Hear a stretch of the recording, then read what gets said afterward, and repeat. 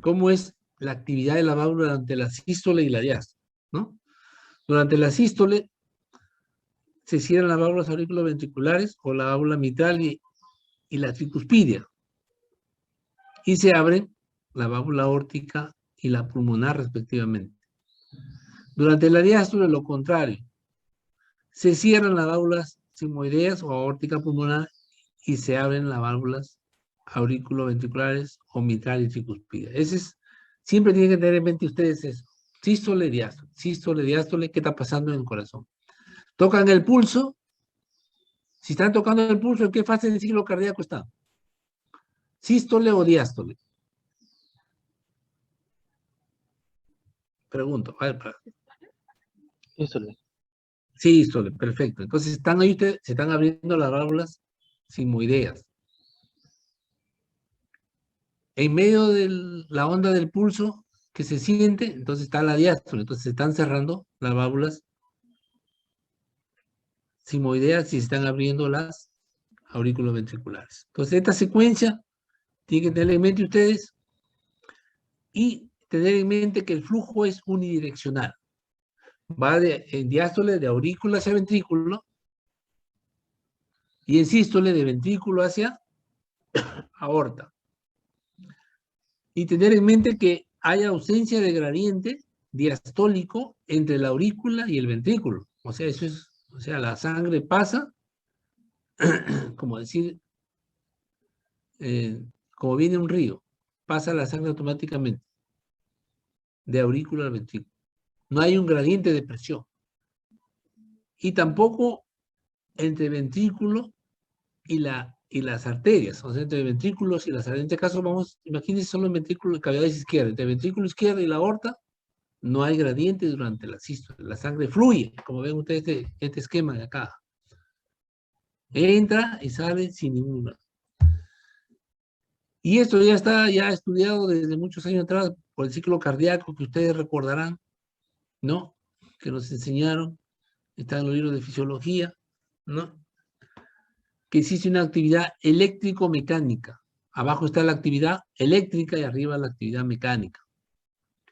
La actividad eléctrica, por el complejo QRS, vean ustedes, ¿no?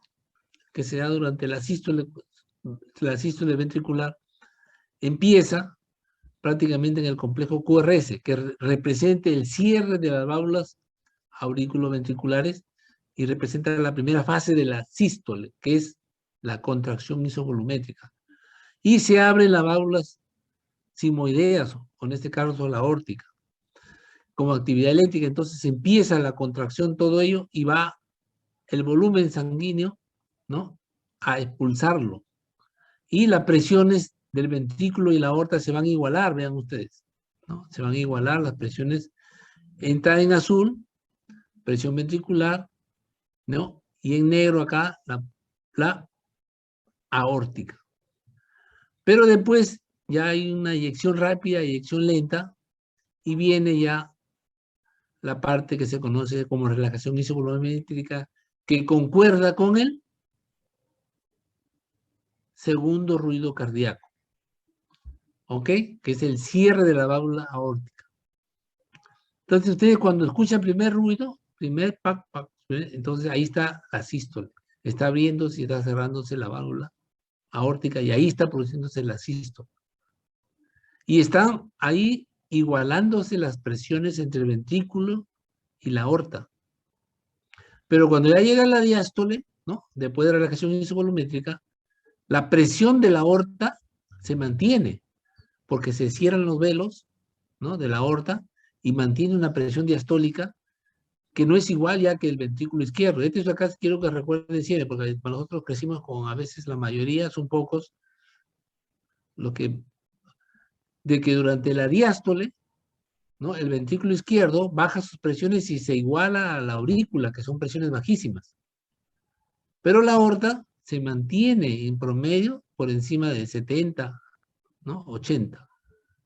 Entonces, ese ya empieza la diástole, que empieza con prácticamente al mismo tiempo también con el llenado del ventrículo, respectivamente, llenado rápido, llenado lento, y por último completa con la contracción de la aurícula. y llena completamente el corazón. Y esto se repite, ¿no?, toda la vida. Eso es en cuanto al ciclo cardíaco dentro de lo que es actividad eléctrico-mecánica. Pues bueno, cualquier explicación podemos hacerla después al final. Pero yo creo que ustedes un recuerdo nomás de fisiología. ¿Y qué nos interesa esto? Conocer las presiones que hay ahí. Verán ustedes que durante la sístole, acá en el ventrículo izquierdo y la aorta, la sístole, la presión es igual, 120, 120. Pero durante la diástole, la aorta maneja 80 y el ventrículo izquierdo baja tanto, 6, que es igual a la de la aurícula izquierda, que es igual a la vena pulmonar, que es igual a la capilar pulmonar, que es igual a la presión diastólica casi de la arteria pulmonar, a la presión diastólica del ventrículo derecho y a la presión diastólica de la aurícula derecha. Esto es importante tener en mente para ver las alteraciones hemodinámicas que hay en falla cardíaca, ¿no? Entonces vamos a entrar a la estenosis mitral. ¿Qué es lo que pasa en la estenosis mitral? Hay obstrucción al paso de sangre entre la aurícula y el ventrículo izquierdo, porque la válvula se va obstruyendo y esto se obstruye en años, no se obstruye en semanas. Normalmente el área es de 4 o 6 centímetros y la estenosis mitral es una enfermedad que se produce generalmente, la causa principal es la fiebre reumática, que se puede adquirir entre los 5 y los 15 años, y se produce un proceso de autoinmunidad, porque la proteína del estreptococo que produce esta enfermedad, ¿no?, es similar a la proteína de las válvulas. Entonces hay una respuesta autoinmune y no se puede hacer nada, lamentablemente, el que tiene fiebre reumática, que se puedan afectar las válvulas, las articulaciones o el cerebro en algunas personas, ¿no?, como hay el englobe de esta enfermedad, ¿no? Entonces, cuando esta válvula está por debajo de 2 centímetros, se dice que es estenosis leve. Si está por debajo de 1 centímetro el área de la válvula, se dice que es severo, ¿no? Y esta obstrucción, bueno, ya está repitiendo acá, ¿no?, que se produce en años, ¿no?, es porque hay un engrosamiento, calcificación de los velos, fusión de las cuerdas tendinosas y por último fusión comisural, que obstruye toda la válvula, ¿no?, como vemos acá en este esquema. Entonces ya, ¿qué va a pasar? Al haber una obstrucción en esta válvula mitral, no sé si ven el puntero, chicos, no sé, yo lo veo, pero no sé usted. Sí, doctor. Sí, doctor. Ya, al haber una obstrucción en esta válvula, entonces, ¿qué va a pasar? La aurícula va a hacer un esfuerzo en llenar este ventrículo, ¿no? De lo que era la presión igual durante la diástole entre la aurícula y el ventrículo, aquí al contraerse la presión va a aumentar 15, 20. Entonces va a producirse un gradiente de presión entre la aurícula y el ventrículo. Y este gradiente va a hacer que la aurícula se dilate, ¿no? Y este gradiente va a hacer que las presiones se incrementen y en forma retrógrada, ¿no?, la estenosis mitral, presión de aurícula aumentada, presión capilar aumente, se produzca el primer síntoma, que es la disnea de esfuerzo, hasta, pasan los años, hasta la ortopnea, que es prácticamente sentado el paciente. Por otra parte, la dilatación de la aurícula va a originar que predisponga a esta aurícula dilatada a focos de formación de arritmias, circuitos de reentrada, y la fibrilación auricular se va a presentar en estos pacientes. Y aún así no se presente la fibrilación auricular, pues una aurícula grande con circulación lenta va a formar trombos y va a originar trombos que pueden viajar luego embolizar el paciente. Entonces, en este esquema mejor representado, obstrucción de la válvula mitral, aumento del tamaño de la aurícula, en forma retrógrada va a aumentar las presiones capilar venosa pulmonar primero, y luego la circulación capilar pulmonar, y con el tiempo, la incremento de la presión pulmonar, y como consecuencia, la aurícula derecha se dilate y el ventrículo derecho se dilate y produzca de lo que era insuficiencia cardíaca izquierda, pasa también a ser insuficiencia cardíaca derecha. Y este es un circuito que es el mejor ejemplo de lo que ustedes habrán escuchado. ¿Cuál es la principal causa de insuficiencia cardíaca derecha? La insuficiencia cardíaca izquierda. Por todo esto, presiones que en forma retrógrada alteran. Por el gradiente de presión transvalvular mitral. Y acá nuevamente el esquema, no sé si puedan apreciarlo bien, ¿no? Normal, las presiones, cómo se van incrementando, ¿no? Cuando es la estenosis mitral severa, vean ustedes, la aurícula ya no es 6, sino 25, el ventrículo sigue igual, la vena pulmonar también ya no es 6, sino se incrementa, vean ustedes, y esto se forma en forma retrógrada, va transmitiéndose hasta que al final afecta tanto a la arteria pulmonar que se hace una hipertensión pulmonar fija, ya no reactiva como al inicio. Y comienza pues el ventrículo derecho a bombear también contra una presión pulmonar incrementada, vean ustedes, de lo que era 28, la presión 20 sistólica, 8 diastólica la pulmonar, se incrementa hasta 130, 80 y produce la falla derecha.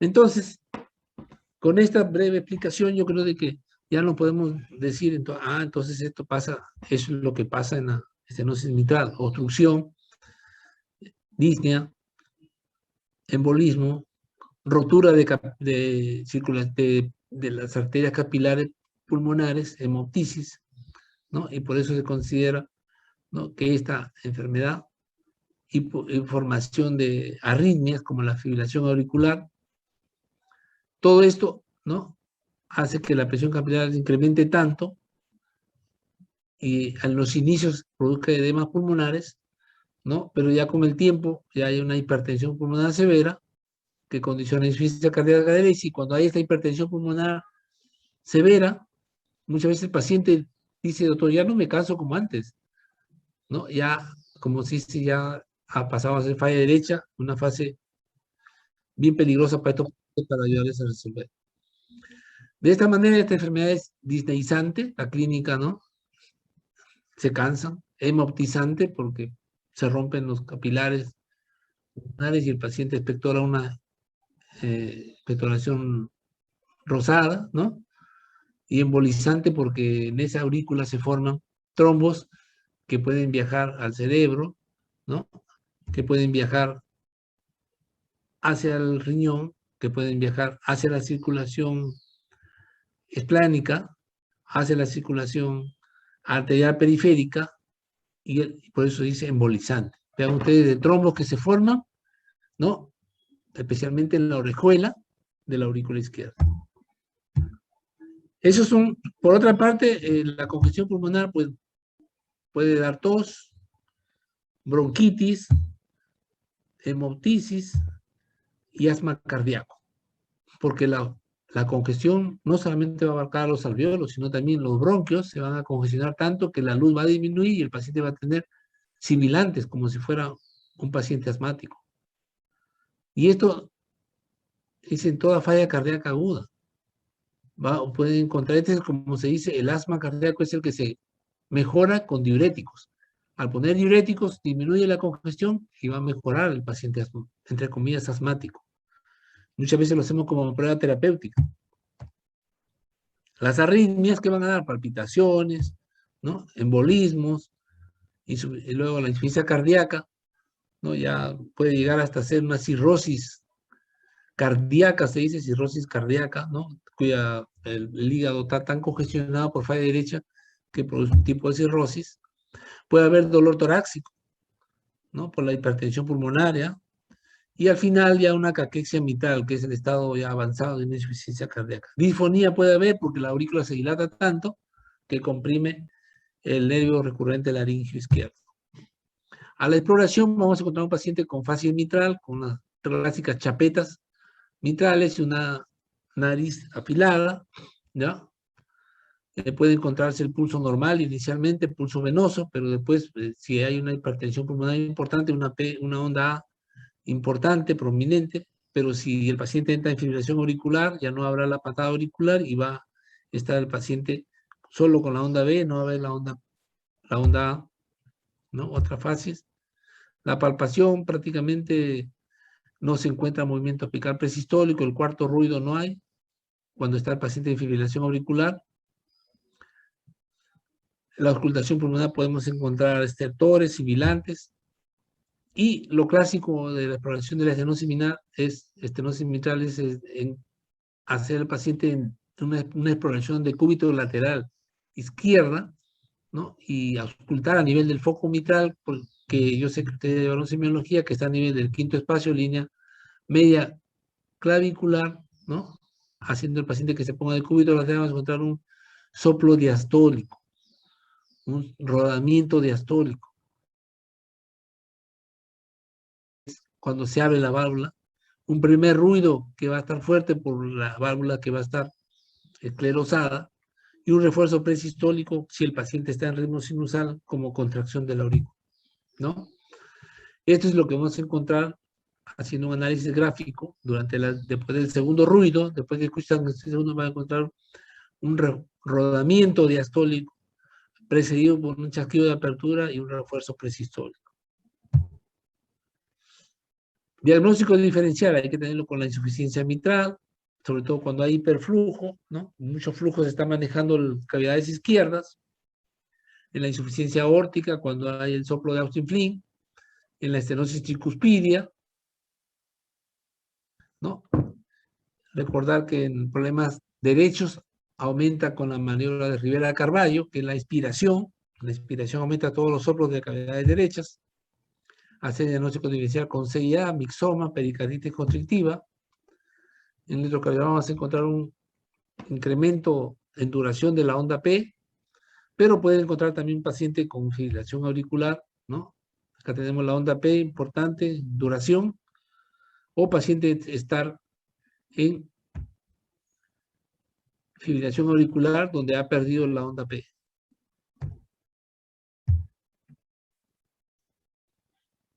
Ayuda diagnóstica no solamente es el electro, ¿ya? La placa de tórax nos ayuda a ver que hay un crecimiento de la aurícula izquierda porque hay un enderezamiento del borde izquierdo de la silueta cardíaca, prominencia de las arterias pulmonares. Si le hacen un esofograma con vario, vamos a encontrar un desplazamiento del esófago hacia atrás por el incremento de la aurícula izquierda. Hay una redistribución del flujo pulmonar. Se pueden ver las líneas de Kerley y puede haber edema pulmonar cuando ya hay una congestión pulmonar, tanto que la presión capilar ha aumentado más de 30 milímetros, ¿no? Acá hay un enderezamiento del borde costal izquierdo.